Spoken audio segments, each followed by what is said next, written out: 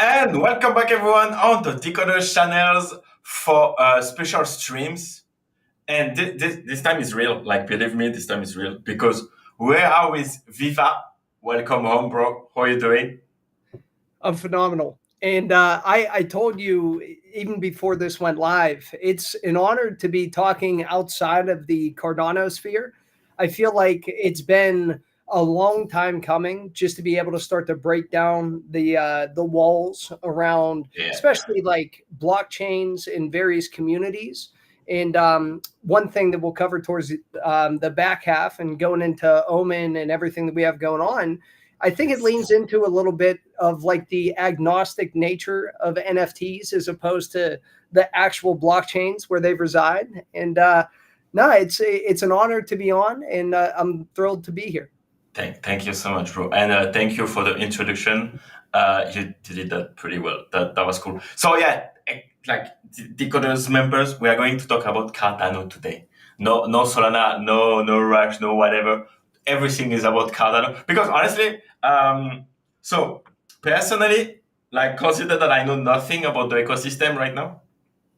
My personal experience with I remember like with the UTXO issues when they went live on the mainnet and stuff, and when they were saying like, okay, so we can't have like two transactions at the same time.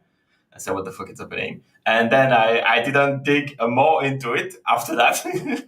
But honestly, back thinking about it, it's like, when the East McAfee are like spitting on Solana and saying, yeah, it's the chain stopped. What the fuck is that shit? And then they don't do their job. So yeah, sorry, Cardano people. We love you. We love you. And I Yes. feel like we've had our fair amount of issues with fighting in between Yeah. Cardano and Solana, and I'm not necessarily a maxi Okay. of any chain because you were asking, when we jumped on to give a little background about how I got Yes. into crypto and how I got into the space. So I've been in the crypto space for a little over 8 years now. So it's Damn. been a decent amount of time. I'm entering my third cycle in crypto, and I came in initially for Bitcoin. And I'm someone where when it comes to like people coming in to make money and people Mm. wanting to solely press that one narrative, I came in solely for the revolution in the financial and digital space. I have a background in business. I have my Yes. MBA and working in corporate America and starting to unravel how much fraud and damage is done behind the scenes. I had a realization around 2016, 2017 that this entire thing is just going to come imploding in on itself. And we're seeing some of that now, whether it be complete social economic disparity and inequity that people have to face, the breakdown of almost every functional part of society where we're Mm. incentivized the wrong things or paying for absolvents when it comes to holding anyone accountable from the banking system to unelected officials. And unfortunately, the US has always been the center of the conversation around the viability and use case or authenticity of crypto, which is kind of ridiculous because it's not a US based company. It's not something that was issued by the government, but we hinge on a lot of the policies that are made here. And it's been a long decade plus of just manipulation, lack of clarity, and then self-serving interests being pushed by those same people that Mm. hated Bitcoin and hated the crypto space until they couldn't get away from it.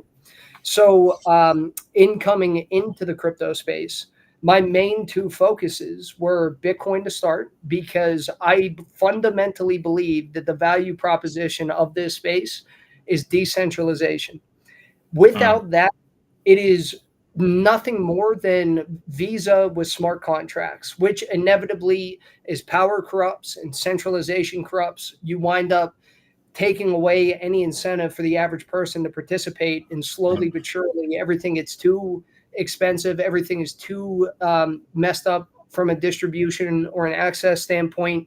And then you just start freezing people's funds and you have no sovereignty. Yeah. Um, so in coming into Bitcoin for that reason, Another chain that I moved over into pretty heavily as they were gearing up to begin the proof of stake concept was Cardano, for the exact same reason that it wasn't essentially meant to be like a super fast gaming blockchain. It wasn't developed in the course of 5 months in order to just focus on meme token volume. The main premise was security, reliability, and decentralization over time. And both Cardano and Bitcoin share the same backbone in Yes. their UTXO model. It's just Cardano oriented around an extended UTXO model, which gives Mm. us a little more flexibility. It just takes a considerable amount of time to get everything built out to where you can then scale it in a way where it's as fast as some of these other chains. Mm. But anyone that's a fan of Bitcoin or a part of Ordinals or believes in this space, that took 15 years from the start of Bitcoin till now, even with the network effect, just to be able to get some of these institutions rethinking their positions and avoiding those markets. So that's where I spend a lot of my free time and functional time. And I authentically believe that whether it be like an NFT oriented business model or a blockchain that focuses on some type of effective governance, that's where we're going to see the value emerge over time. And it's not going to Yes. be a get in and get out before this cycle explodes and we move on to the next thing. Okay, bro. I love your energy. It's gonna be a banger streams. I love it already, and it's been 5 minutes. It's a banger. Definitely seeing some libertarian energy and vibes that you get from the OG Bitcoin maxi guys, right? 1,000%. That's cool. Yes, And that's what's up. and plus, I'm already in a. If you see me sweating, I'm in a pressure cooker. My office doesn't have AC, and Oh. instead of proof of stake, I'm just going to rock proof of sweat while we're on here. Yes, same vibe, bro. Exactly the same vibe. I have the AC, and I'm still sweating because of the light and stuff. But yeah, it's gonna be raining. Okay. Okay. So we're gonna talk about Omen because you have a banger community. Like, see, everyone in the chat is coming from Omen. I love it. It's cool. And honestly, that's one of the particularity of like your success and like successful project too. When you see like people showing up when something is happening and like for the project, so that's really cool. But know that okay, so you have introduced yourself, so perfect. Let's get back on Cardano a little bit. So like you said, Cardano basically took Bitcoin implementation and did it better with like the model of consensus, right?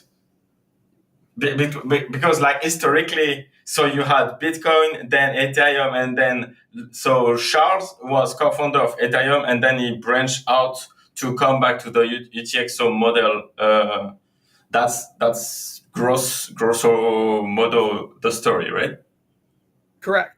Yes. And there was there were a couple of early things, and this was before I was in the space, back when like Ethereum Classic was a thing, Yes. and they Oh, shit, had bro. a couple exploits and rollbacks and a Yeah, lot of the DAO contention. hack when they roll back the chain to get back the money. Yeah, that was something, bro.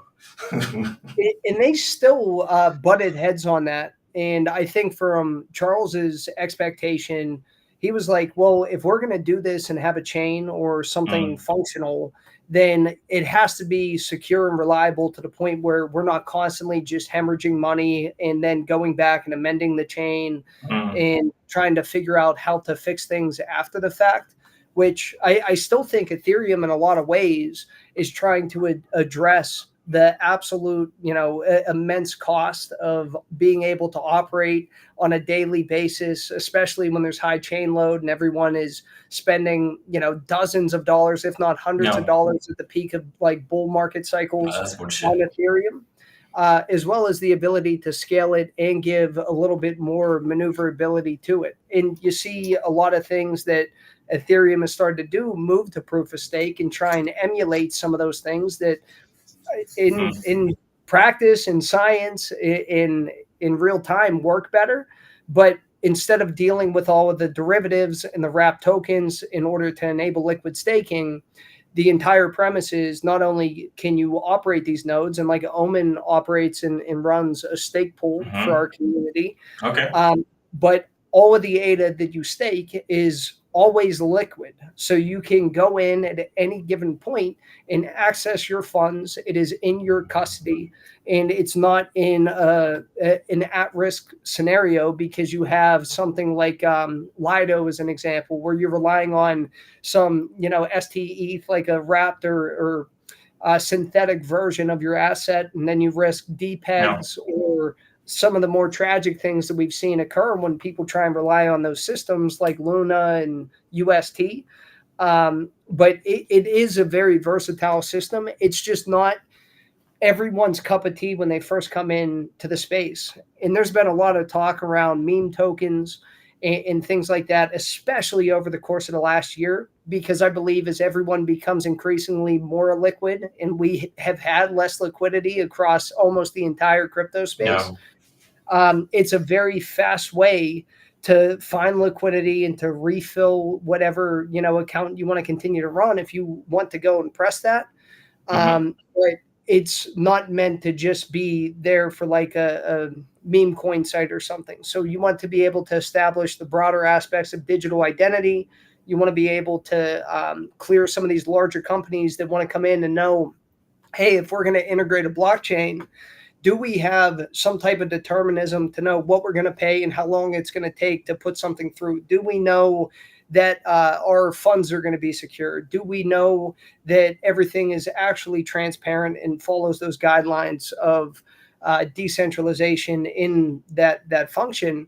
And I think a lot of people, when they look at Cardano's community, for as strong as it is, it always baffles them. And everyone says, well, look, Cardano is just nothing but bots. They win every poll. They're always all over the timeline, fighting with everyone over the promise of what we're supposed to do in the space. Oh, they're all a cult because of Charles, and everyone in Cardano's a cult. Where I think you would find probably now more than ever the community almost disagreeing half of the time with Charles. And there's a lot of open debate and pushback and fighting about these different things, which is what you would want in any type of growing organization or community. But when push comes to shove, no one was incentivized to come into Cardano for $1 billion airdrop because they were farming something. And then they say, oh, okay, that was fun. Now it's on to base, or now it's on to blast, or now it's on to this next meta. A lot of people came in there to do actual serious development and establish themselves either in the governance process or to operate stake pools, or because it aligns a little bit with their risk tolerance. But over time, I think that the narrative will inevitably shift back towards Cardano, the same way that every bank and every institution and every financial consultant or advisor despised Bitcoin for as long as they possibly could. And then now all of a sudden they all want to open up their asset management portfolios, and we're pushing the ETFs. I believe it's the same with Cardano. It doesn't necessarily benefit them to put it in every report and discuss these different things because they can't get a seed-funded airdrop, and they can't flip it like a lot of venture capital goes into some of these smart chain platforms, and they're just like, oh, okay, I'll throw some seed money in, I'll pull that seed money out, and then I'll go on to the next. They don't have that opportunity, and it also isn't necessarily advantageous for those companies to support chains that either threaten a traditional model of doing things or a centralized model of doing things, or even like Bitcoin, no bank or asset manager was going to champion an asset or a blockchain that makes them as intermediaries irrelevant or unnecessary. So it takes a little bit of time when you actually have the real value proposition of eliminating centralized government or centralized banking institutions for them to even give a vote of confidence to it. But what's the unique value proposition of Cardano compared to Bitcoin, ETH, or even Solana? So I'll give this example in two parts. So we have a hard fork coming up which is the Yes. chain hard fork. Yes. And that's one of the main things that's going to eliminate what are known as the Genesis keys, which essentially are held by the three founding entities in IOHK, or now IOG, or Input Output Global, Cardano Foundation, and Emergo, which is kind of the venture capital oriented wing of those three entities. Once those keys are gone and everything's fully decentralized, then that puts us essentially at the same level of decentralization as Bitcoin. But from even the community or participation side, if you look up every year they put out, and this is for traditional business too, and it includes cryptocurrencies, a brand intimacy rating. And Cardano ranks actually above Bitcoin. It aligns with a lot of the same values, but on Bitcoin, you can't necessarily make decisions quickly or effectively. There's not really a major involvement in day-to-day governance or decision-making. Even changes that were made, something like Taproot, took years even to be able to enable that. But it's very, very slow when it comes to progress. And I understand why, because it's a feature, is the backstop to the entire industry. If Bitcoin somehow, we did something to it and it failed today, I don't think any other blockchain would be able to kind of squeeze by. I think they'd steamroll the entire industry. They just can't, because if you take out a major blockchain, all that jaded, frustrated money finds its way back to Bitcoin, exacerbating their problem that they already have to deal with and figure out how to rein it back in. So like if Bitcoin fell, we're so fucked, man. But no, it's not happening. It's not. Please, Bitcoin core developer, don't mess it up. You can't fuck up like a multi-trillion-dollar industry. Please don't do that. And a couple other things, because I know I'm going to get shit from people if I don't mention, because there's a lot of incredible things and differences, but like one of them, if I wanted to go and send a transaction on Bitcoin and I'm trying to get some assets to one place or another, on Cardano, if I wanted to send 10 different tokens at various quantities and I wanted to send 20 NFTs to a different wallet, I can do it all in a single transaction.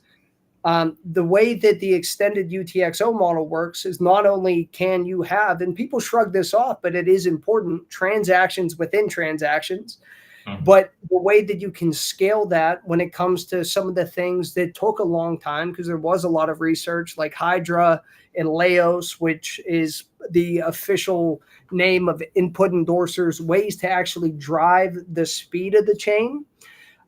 Then you have a complete difference in the ability to outperform Bitcoin in those same functions of how much can I send, how fast is it, how expensive is it or isn't it. All of those things are going to matter as more and more people come in to adopt it, and not every newcomer is going to be able to spend $25, $50 on a transaction on a busy day to send a single asset. That's bullshit. Would you say that Cardano is a better version of Bitcoin? I know some people say that.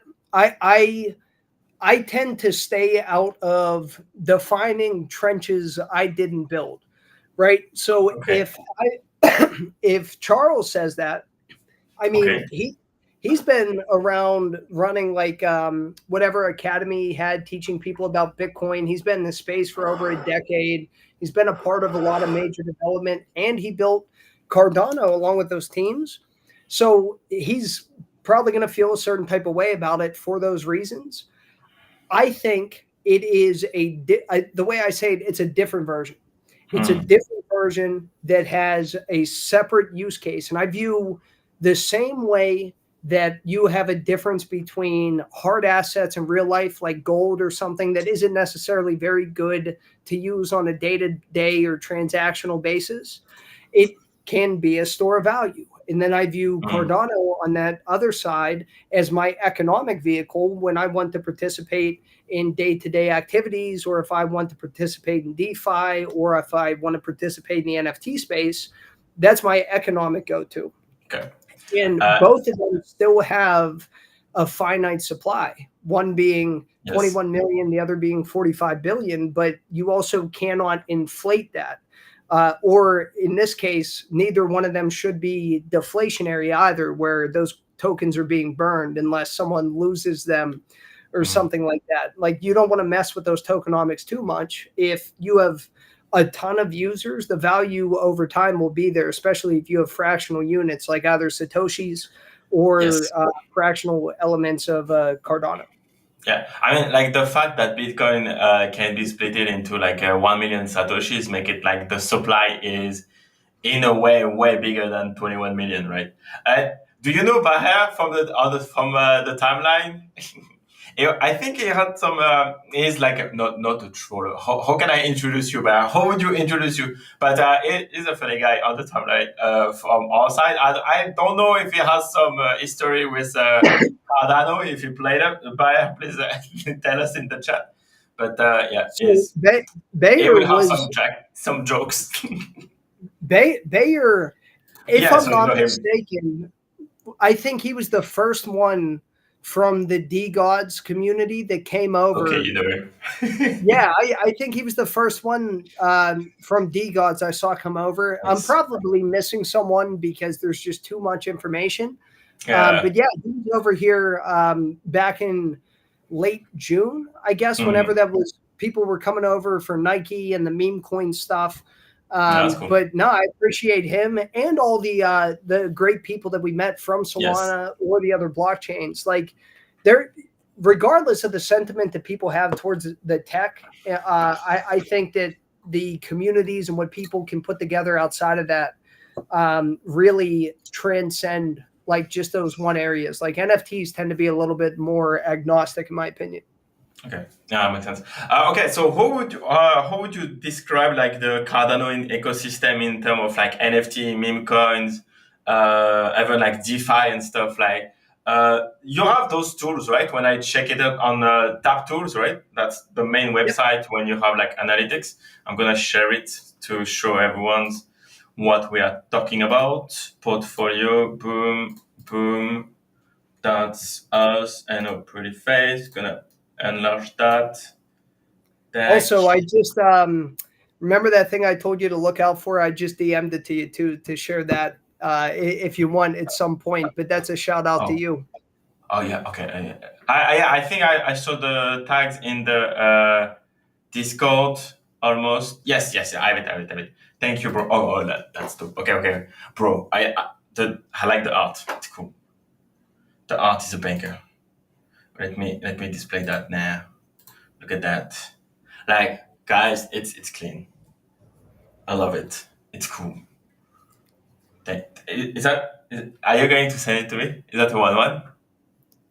So that Nemo posted that one. I think that's Victor working on the Bitcoin side of Omen, starting to put together that collection. But this is kind of an homage to you as they're layering the traits and playing around with some different ideas. And Nemo hit me up before the show started, and he wanted to surprise you and just put that up as a shout out for having us up and Thank you. hanging Oh, out. okay.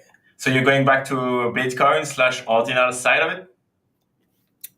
In a bit, but Yeah. I don't want to Okay. jump ahead of everything. That's like the 25th chapter in a long Bro, 100% we need episode 2. I'm telling you right away. That's happening. I love it.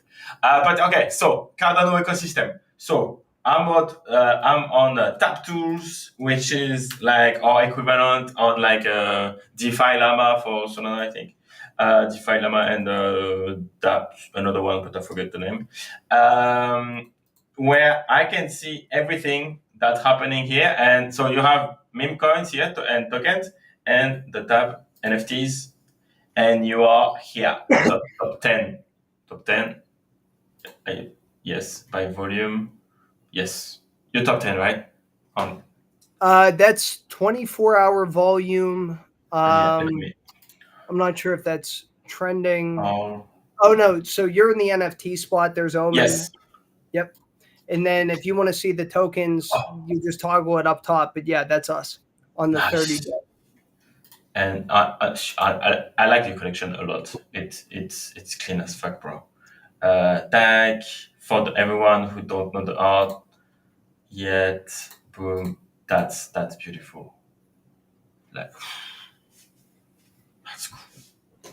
I love it. Good job, bro. Good job. Hey, that's a big shout out to Victor War, who is our main artist, the only artist of Omen, and he also does work on Polygon. He has his own individual art project, and there's something that is going to be dropping a little bit later this week, maybe even over the weekend, where him and about 4 or 5 other artists in a studio or two are doing something a little bit different. So the dude's incredibly talented. And the way that we actually came up to that point is when Omen was coming up to the mint. We had a previous company that still was in existence. It's still the main Pneumonium Limited, the main company behind everything.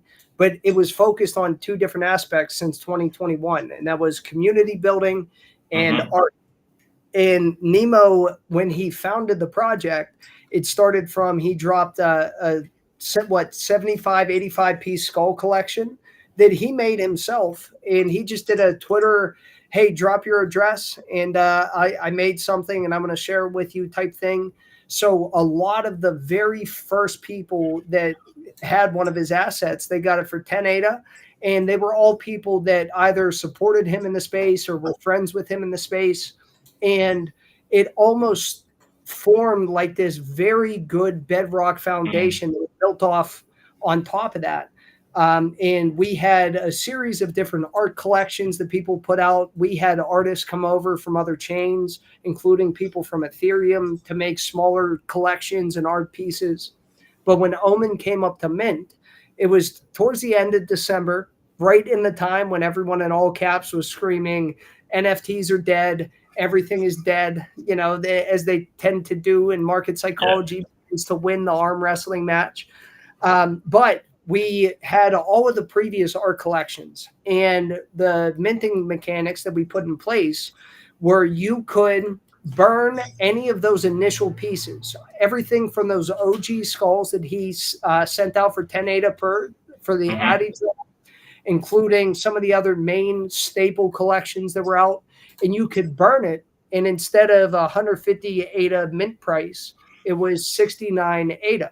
So it cut the mint price down so that people could mint. And then we also put in place what we call the paper hands tax reward system. And at first, we didn't tell anyone that this was going to be something that would go on in perpetuity. And it's been done in certain iterations across the space. I believe people have told me, like people like Frank from D-Gods did something similar. I forget what they called it, like the bitch. Pepper and bitch tax. Yeah, something like that. But the way that it worked was as the mint went live, it was every 20% that would sell out, we would drop the royalties from like 100% to 80% to 60%. So it would just tick down bit by bit by bit. And it allowed the collection to breathe. You didn't automatically have everyone flooring their pieces because they either didn't care or they were just looking for a rare piece because those royalties would be collected. And by the time we minted out the 10,000 piece collection, I think there was only about maybe 4,000 ADA in volume, even when there was around that 20% royalty. And then people looked and they said, well, why is there a 13% royalty on the collection? And what we told everyone was, well, surprise, that paper hands tax reward system, that's going to go on for another week. And we're going to take all the royalties that we get, not only during the mint, but over the course of next week. And you'll be able to stake and we'll redistribute them to the actual holders of the Omen NFTs. And inevitably, we broke the word that happens now in perpetuity. So the paper hands tax reward system stays in place, and that is a constant function in our ecosystem. We already had the platform built because we're partnered with, in my opinion, the best developers in all of Cardano and ADA Anvil. So shout out to Cash and his team over there. So when people were staking, we've already distributed right around 525,000 ADA back to the community. So almost anyone that minted and burned any art piece that we ever did or that they ever owned, almost at this point are break even as if their mint was free. Plus, we're just going to continue as we build and develop and expand, keep that system in place. So they'll be able to continue to collect that ADA reward if they stake the male side. And then another thing that we surprised everyone with was there was a female side to each Omen. Now, they're not separate NFTs. They're all a single NFT. So each one has a male side and a female side. And each side comes with its own specific utility, where on the male side, you can just stake it and receive 100% of the ADA that comes from the secondary sales. Or you could port it over to the female side and participate in a DAO that we're in the process of finishing up, like the final infrastructure pieces of that. But it's not something that we're unfamiliar with because we had a DAO operational within Pneumonium, the previous, iteration with all the art and everything else. We had that in place for about 2.5 years. And started working with that after the DAO pieces went out around March of 2022. And by the time we wound that down and we were ready to reconfigure everything and get the full operation of Omen's DAO together, anyone could go back and burn those pieces. Like, it was early on. We didn't have any of the tooling that we would have now. We were operating via Discord and everything else. But as we were essentially winding that DAO down, people could go back and burn their remaining DAO pieces. In the absolute worst case scenario, after 2.5 years, if you bought at the highest possible point of any of those DAO pieces on the floor, you still got a little over 200% back, up to like 400% if you bought them cheaper and you were burning them, or if you also got like an airdrop. We were giving away about 100 Omen as well, randomly selected as people were burning them. Then they're even more in the green. But I think that it's something that makes me happy to where since the start of 2022, almost every single NFT project has gone down. It's like 1% is still here or still thriving or doing something, and 99% has evaporated or has failed or lost value. So to be able to take the other side of what we're doing, not only have an incredibly successful start to Omen and get back 525,000 ADA to the holders, and be able to do a DAO fundraise for our revamped token of about 520,000 ADA that we split 70% Cardano, 30% Bitcoin that the community will get to vote on and deploy. But we were also able to burn off the old DAO pieces and give them at minimum 200% what they initially got them for. So it's always, how can we divert the attention and focus back to the community? Because I'm not doing this for the money. I know that people say that and it's a meme and they don't believe them. I don't care. I think money's the problem of traditional finance. I find that money's the problem in any greed-oriented disaster that occurs in this space. I made Viva La Coin as an education channel, and it just so happened to coincide with the start of the NFT wave on these different chains. And I viewed it differently than a lot of people, where I saw it, okay, this is a new business model. And instead of just having these faceless shares that no one can participate in, we mix in a little bit of social and on-chain identity. We mix in a little bit of community and collaborative effort. And then we utilize collective knowledge and the tools and tech at hand to actually scale something. But a lot of people viewed it around that time in 2021 of, oh, I got this rare trait, I'm going to find someone to sell it to, and by next month it's going to be 3 times that value, and it was all hype and speculative. So we went the other route, and we avoided the hype and the speculation, and a lot of people for about 2.5 years didn't even know what Pneumonium did or who we were, and that's okay. It was never about that, because all of the people that appreciated the art, the people that cared about good development, the people that just wanted something to come back to that was still building and still a part of this because the passion was there and it wasn't for a payday. And then, there's some elaborate metaverse roadmap that could never come to fruition because nobody actually understood how to implement or develop that. We didn't even have a roadmap. We'd never had a white paper. We'd never put out like a roadmap, and it's all been, we're here for the art, we're here for the community, and everything else that comes out after that, it will be an over delivery of what was initially expected from us in order to try and push this space forward, the expectation of quality forward, and to build up the people that have been participating or supported us. Okay. And what success looks like for Omen? I would say that we've already done it in an extent. I think because Nemo and I, day one, our first conversation we ever had before we started working together, it wasn't like, okay, here are the metrics we need to hit. Here's our KPIs and, farming things we got to do. It was, why are you in this space? And what is important to you? And for us, it was, how do we represent a functional enclosed ecosystem that is sustainable and also represents Cardano in a way, and these are Nemo's words, when people finally come to Cardano. I shit you not, he said this at the end of 2021.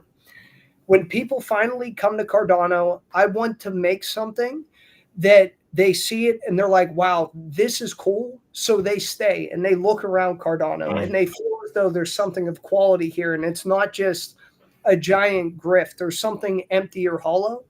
And I believe, at least by my definition, we've lived up to that at this stage. But then it's to continue to expand that quality and push from the NFT side, even over on places like Bitcoin with ordinals, or me being on this show and talking to you.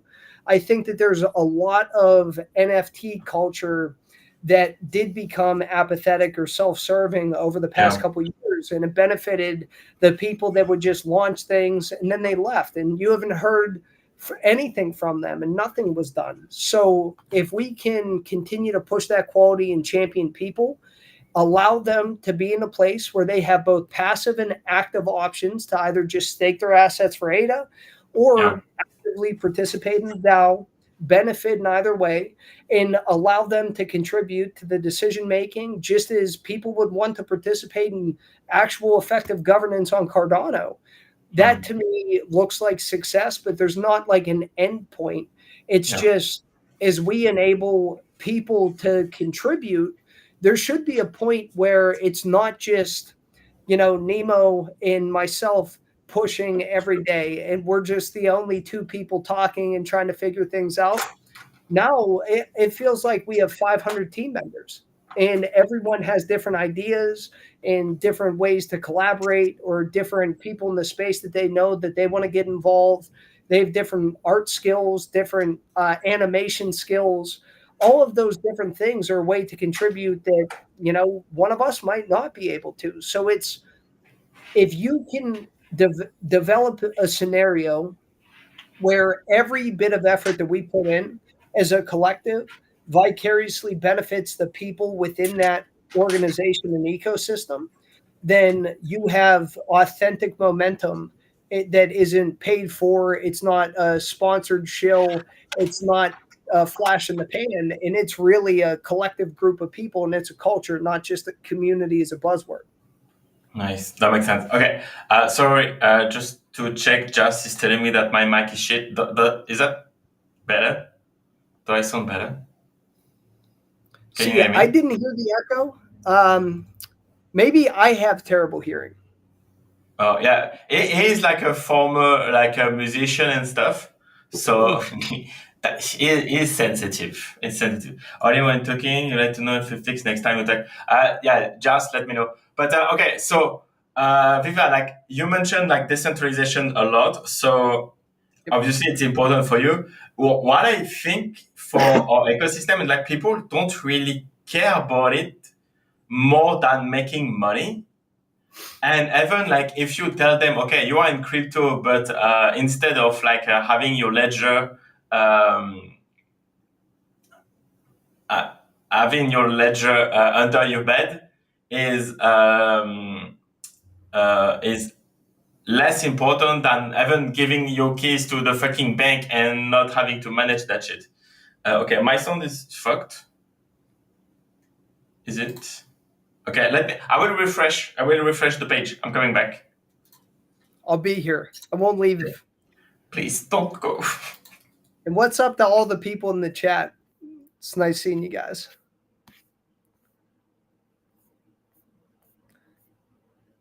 Let's see who's all over there. And you're back. All right, test. Yes. Do I sound better? Why? Actually, yeah. So whatever your friend, whatever Jazz said, it's correct, I think. Okay, fair enough. Good. Okay, cool. Now sounds fine. Okay.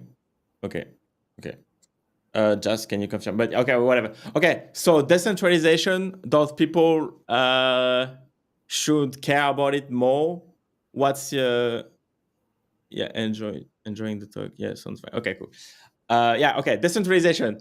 Is that like it should be like the first principle that people join crypto?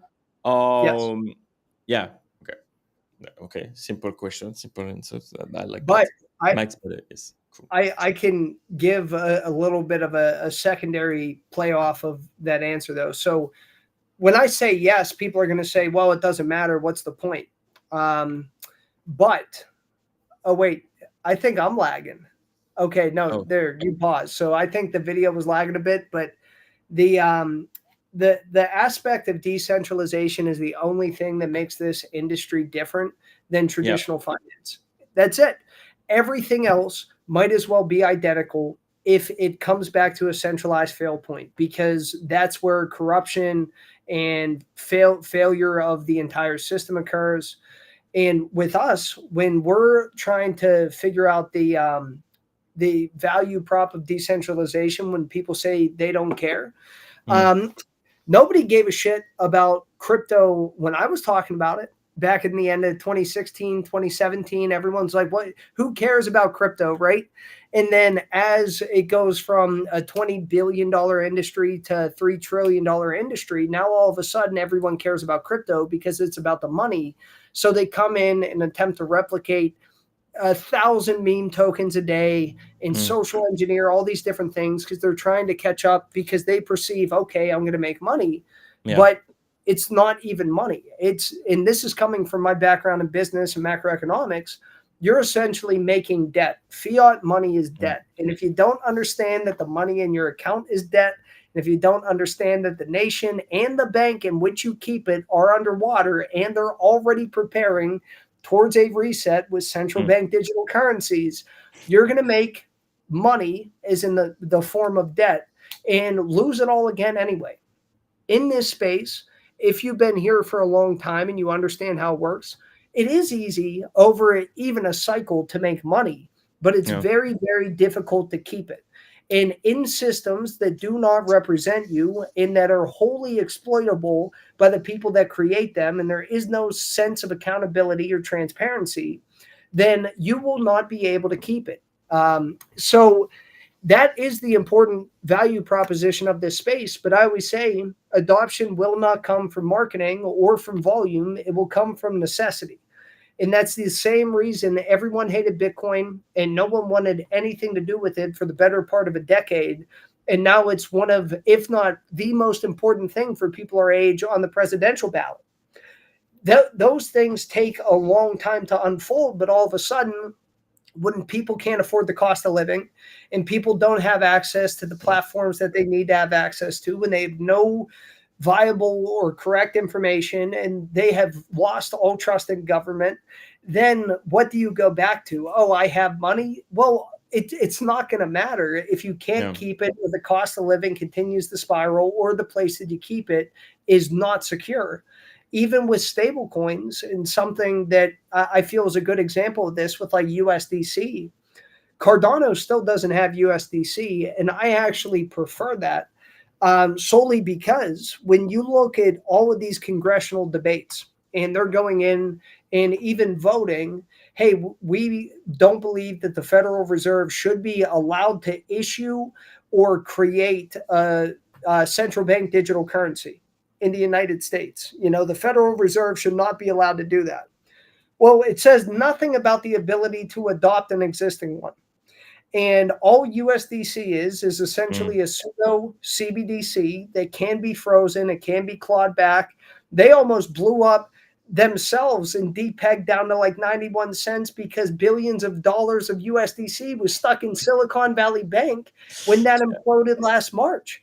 Yeah. That is not a safe place to keep your funds. You cannot keep it even if you have it. If it is chosen to be clawed back or frozen, imagine you have a DeFi protocol in all of the volumes in USDC and they decide, you know what, we don't like privacy, or we don't like what that application does, so we're going to freeze everything, and you just liquidate or implode the entire thing.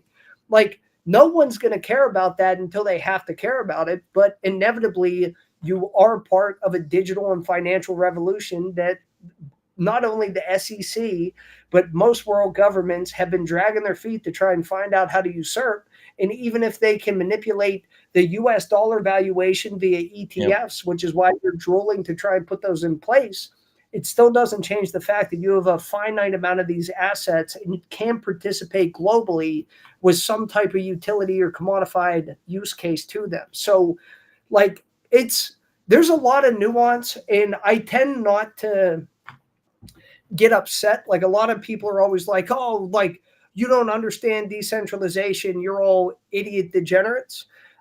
I view it like there's a lack of, I'm speaking from the US side, not even in blockchain. There's an immense lack of financial literacy. Yeah. Not a lot of people are very well versed in economics or historic monetary policy. A lot of people have no idea what occurs internationally or anything oriented around geopolitics, or even what's currently happening with BRICS in their attempt to gold back their own currency and create like this bifurcated economy to compete with the US dollar as they de-dollarize. People don't care about that, but they're going to be beholden to the consequences of it. So it's like the more education that we have and the more I would say grounded ability to come to some midpoint and say, I believe it's important. Here is why putting it first, like Cardano did, created some problems, right? They're not on the top of the volume metric. They're not constantly talking about, oh, here's how many users we have trading a day on Pump Fund. But we've never had wallet hacks. We've never had an internal chain hack. We actually got DDoS attacked about a month ago. And not only was that shut down, the chain didn't shut down. The DDoS attack was shut down, reverse engineered, and they robbed the DDoS attacker. So it's a highly resilient, secure place that once you put governance and stability and reliability first, with the ability to extend what you can do from a scaling aspect, that was the most important part. And once they burn those keys, I don't care if the SEC came out and said, you know what, we're going to unconstitutionally announce for a second time that Cardano and Solana and all these other tokens are securities, even though there's no legislative clearance from Congress to define that. Everyone has to cease and desist and turn in their assets and shut the chain down. Wouldn't matter. Even if they went after Charles or Input Output Global, wouldn't matter. There's no Genesis keys. That's in a distributed network that is now global and has a lot more resiliency than almost any other crypto apart from Bitcoin. And that speed and scalability will come, but without the governance aspect, you're stuck dealing with the consequences of how bad a lot of this macroeconomic and geopolitical stuff will get. And they're not going to say, you know what, you're right, we'll give up the world reserve currency, the ability to print infinite money, the strongest military on earth, and we'll just allow the people to have freedom and sovereignty. They're not going to agree with that. Like Larry Fink from BlackRock is not going to walk hand in hand with people into sovereign freedom. They manipulate world markets with algorithms through a multi-trillion-dollar asset fund. They do not give a shit about people or their ability to put their feet underneath them. So it's a lot. And all I would say is like education is kind of the bridge to where you can begin to not only succeed long term, but then stabilize yourself even if you find the success. And like how many people do you think are more interested by the decentralization concept than making money on pub.fun? I would say maybe probably I would give it like a 25 to 75. So about a fourth, because you can't discount the amount of people that are in Bitcoin for that reason. A lot of the people that are developing these other chains or trading shit coins on pumped off fun that are market veterans that have been here for more than a couple months. When they make their profits, they're not putting it 100% of that back into the next meme. They're exchanging it for Bitcoin or they're putting it into stable coins. So I think the representation of, oh, we need to onboard people and let's push adoption through meme tokens, it doesn't benefit the newcomers. Like it's like you step into a calculus class after graduating third grade. All those people are already in the LPs, they're already in the back channels, and they're coordinating this type of stuff, and they're making money and putting it into stables and Bitcoin, while everyone else is kind of the cannon fodder of liquidity that we need because we're in a very tight liquidity environment. Yeah. I think it's a misrepresentation how few people care about decentralization, because Bitcoin is only valuable in being absorbed even by these asset managers solely because of that. If Bitcoin wasn't decentralized, it would have been dead years ago, and they would have hijacked it, and there would be absolutely zero way that you could participate. So I think it's more than what we would say, but for newcomers, maybe 5%, if that, because they want to get in. Their friend sent them a screenshot of their P&L on a good day, and they were like, I want to do that. Yeah. And then 95% of people round trip and lose money every cycle. Yeah. It took like maybe 2 or 3 cycles to make money out of crypto, right? Usually people have to go through one, because the majority of people enter at the top of cycles. Yeah. That's just when the most new wallets, the highest amount of volume always occurs at cycle top. And then everyone just rides it down and rides it down and rides it down. And nobody buys the bottom, either because they were all overextended or they're too jaded or afraid.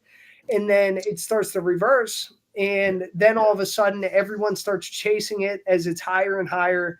And then the cycle repeats, and no one sells at the top because it's always supposed to go higher, or this old token that I've been holding for 4.5 years. Just wait until that hits in the cycle, and most of them won't. And even Cardano is going to lag a bit, and we typically do.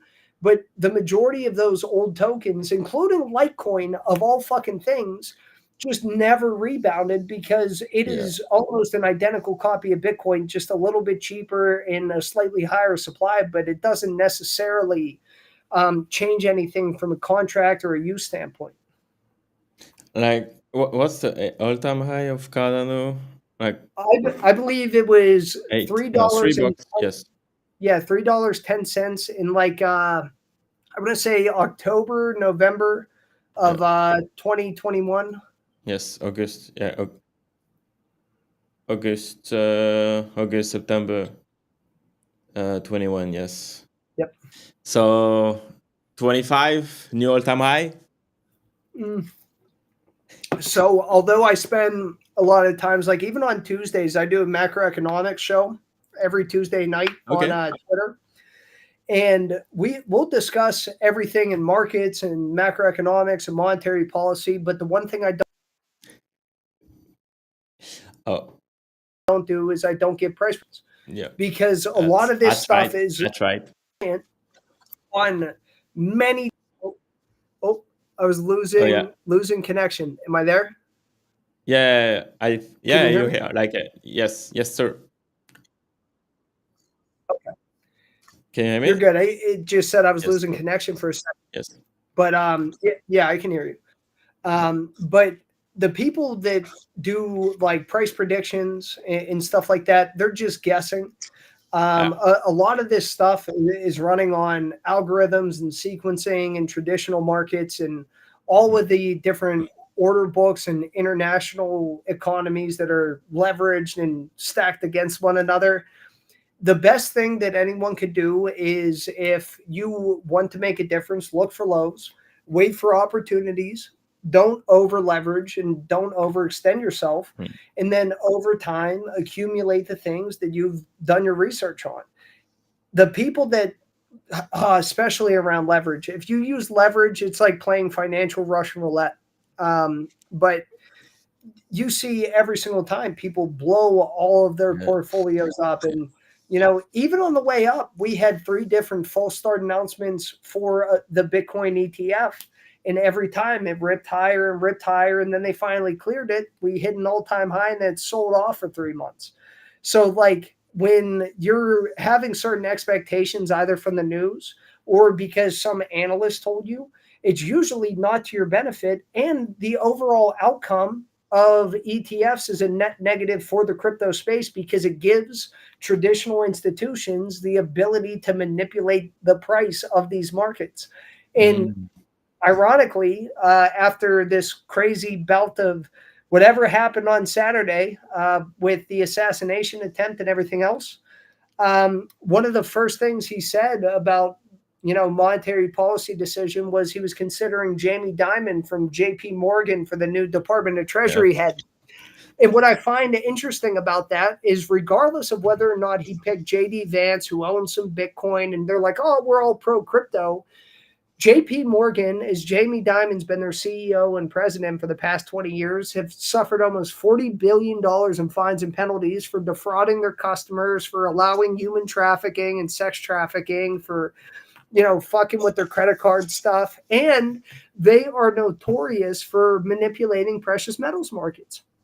And they've done it with gold and silver and almost any metal that you could have on there. And even though Jamie Dimon has been a hardline dissenter or someone that doesn't support Bitcoin, they've been buying it at JP Morgan since 2018. So to expect them to put the right foot forward for the benefit of both this industry or the individuals that want to build something of economic stability here, it's not going to happen.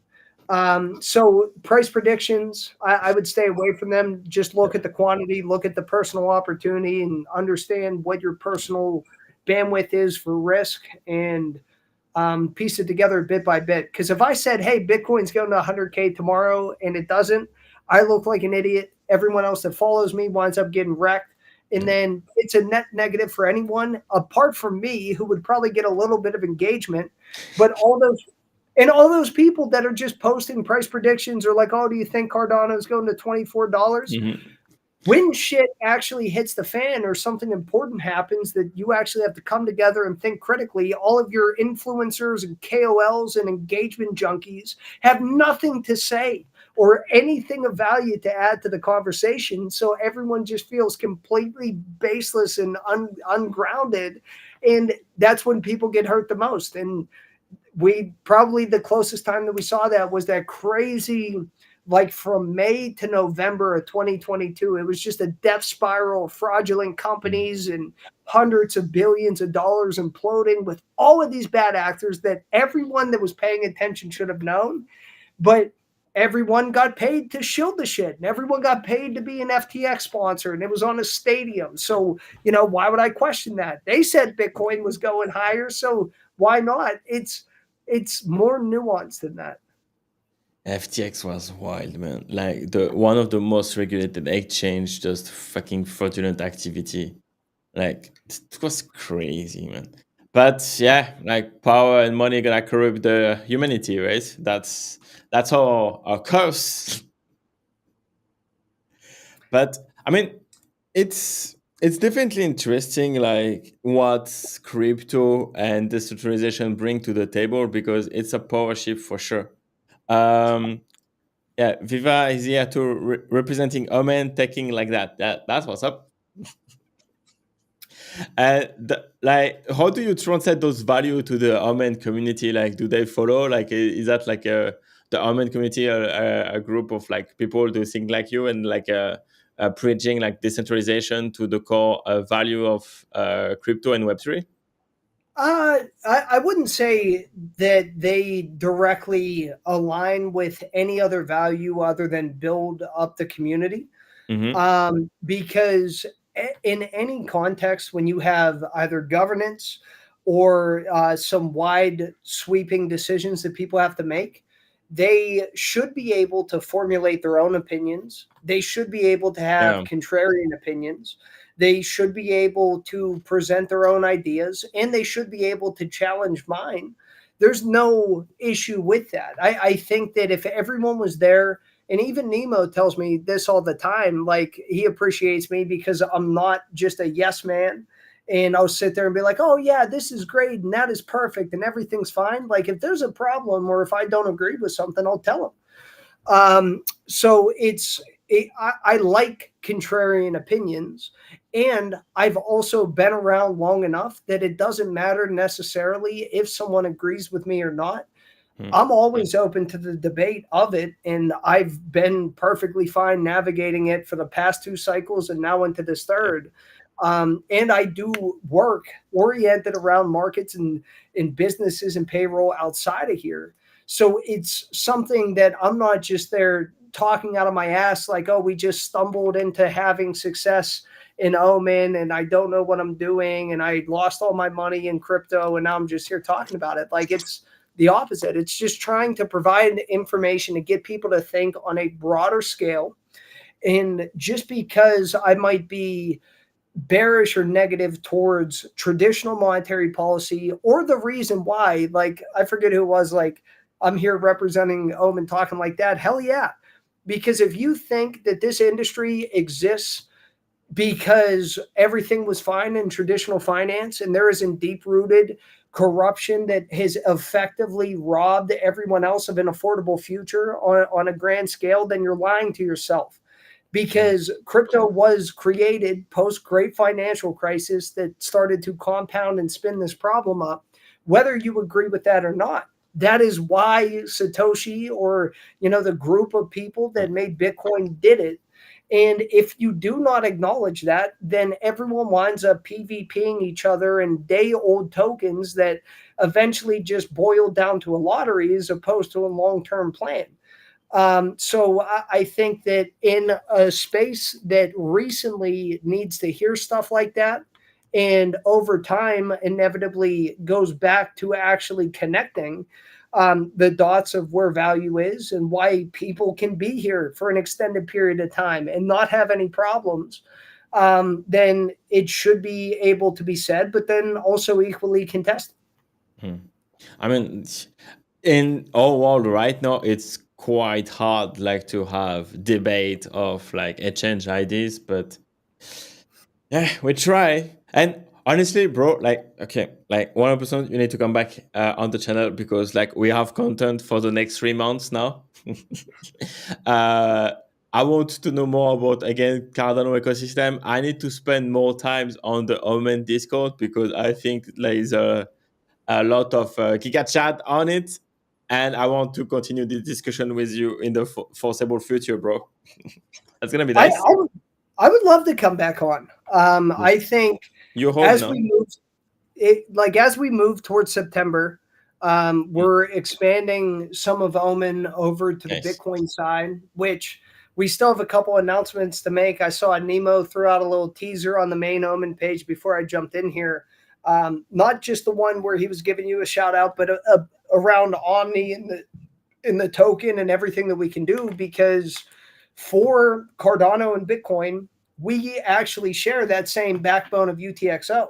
So the ability to be able to bridge and connect with Bitcoin without using synthetics or wrap tokens or different things gives us a unique advantage to be a project that can push the boundaries of how can we have an interoperable NFT and token collection ecosystem that can symbiotically play not only off of itself in an enclosed ecosystem that's sustainable on Cardano, but then how can we set up an additional extension of that on Bitcoin and so on. So we're constantly going to be pushing the envelope with different things that we can do, and it would be an honor to come back on. And I was thrilled to be on and talk to you today.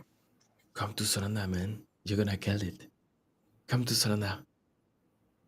And I will bridge some decoders to Cardano.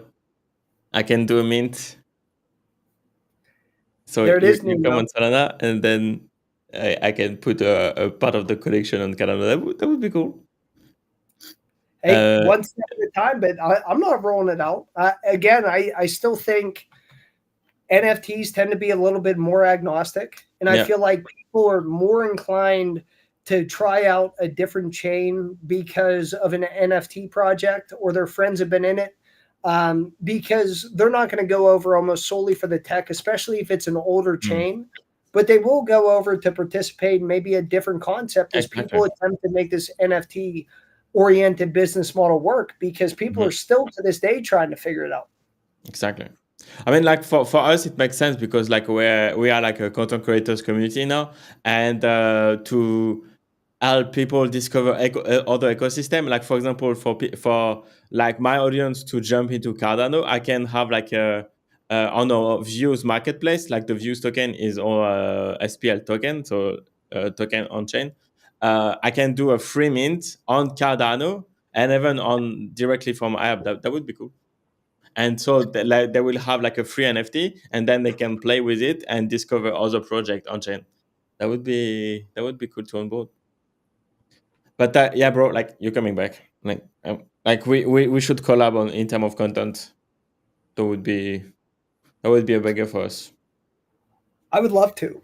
And to shout out Phil one last time, I kept it tame today. For anyone else that has worked with me or dealt with me over the course of the past couple years, this was light. Usually I talk a lot more. No, but bro, you are a great guest. I really like it. It was easy for me. I just needed to listen to you, so it's perfect. But yeah, like we will wrap it up around the hours to keep the format of the streams. But definitely we need an episode 2 of Omen, the Omen show. We're gonna make that a regular. So we should talk about that after the show. But yeah, any takeaways like for the audience, for the Omen community that you want them to remember after this little conversation? I would say just a couple brief things. So one, continue to build each other up. When you have a community that is all here and participating with each other, there is no net negative to supporting each other. And that includes for other people in the ecosystem or whatever you're doing. Build each other up. On our side is we have those other announcements and stuff, not just around Bitcoin, but even around the DAO side of participation. Continue to check the Discord. Let myself, Nemo, Zero, anyone else on the team know if you have any questions. And then, as Zero said, bangers only, keep pushing. And we're going to drive this momentum through hell and high water, bull market, bear market. It doesn't matter. 3 years in, and we're just getting started. Awesome. And yeah, I shout out to Zero because it onboarded me on Cardano, sent me a free Omen after, and then I made like the video and stuff. So thanks a lot to you guys. Everyone, if you don't follow Viva yet, you have all of the links in the description. Subscribe to the channel if you like the show, because we're gonna do more of those. That's gonna be cool. And thank you so much, everyone, for tuning in, and thank you, Viva, for the stream. Told you, banger conversation, man. Love it. Hey, thank you, brother. And I'll hit you up afterward, and we can plan out number 2. Yes, exactly. Thank you so much. Subscribe, like the video, share it on Twitter, share it the streams on Twitter too. And we will see you in the next one. Bye. And that's a wrap. I hope you enjoyed the